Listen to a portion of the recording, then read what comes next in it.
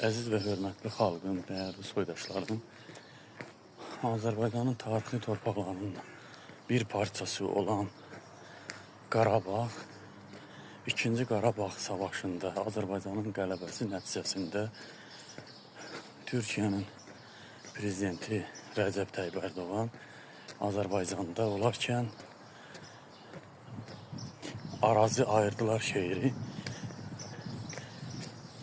çox ölkələr titrətdi və türk düşmənlərin qorxu vahiməyə saldı. Əsasən də indiki qondarma İranı və Rusiyanı çox ölkələr sanamaq olar bu barədə. Və onunla bağlı bir müddət sonra Xameynin siyasəti nəticəsində Pezeşkan Azərbaycanda müstəqil, Azərbaycanda Bakıda bu ayrılığı kim saldı? Bu ayrılığı kim saldı? Siyasi baxımdan. Və Rəcəb Tayyib Ərdoğan Türkiyədə Şah İsmailin ismini, yəni adını çəkməsi bu Osmanlı ilə Şah İsmailin iki qardaşın türkü Qərbin siyasətinə bağlılığı deyildi. Farslara həddinizi bilin, oyuna gəlməyin, qardaşı qardaşa düşmən etməyin.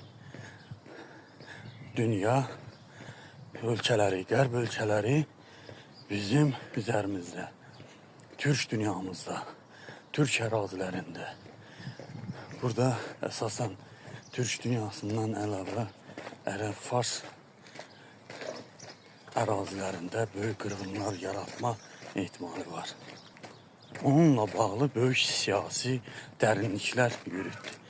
Bəzi insanlar başlayıb tarixdən deməyə, tarix əksəriyyəti yalan fənddir birinci. Tarix hansısa güclərin dəstəyi əsasında yaza bilərsə, tarix önəmli deyil. Baxanda insan yaşaması üçün, tarixin vacib yaşaması insan həyatı üçün onun əməkdaşlığıdır və əsasən dünya siyasətidir. Onunla bağlı sizə bir fikir çatdırım. Şah İsmail Osmanlı savaşından sonra